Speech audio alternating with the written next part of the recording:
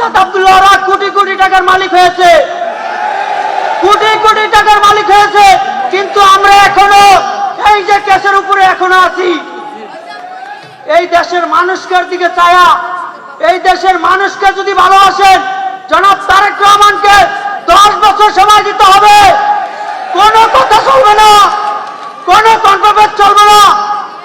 তো আগামী দিনের হাসিনা কোনোদিন এই দেশে আসতে পারবে না। হাসিনার যদি বিচার করতে হয়, গণভোটে না জয়যুক্ত হয়েছে না, হাসানুল্লাহ কিন্তু 10 বছর শাস্তি দিছে।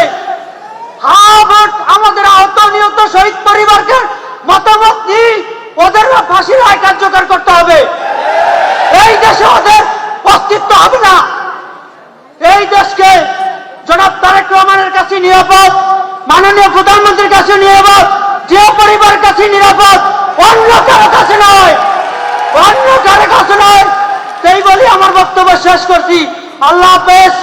জিন্দাবাদ দেশনেত্রী খালেদা জিয়া, জিন্দাবাদ জনাব তারেক রহমান, জিন্দাবাদ।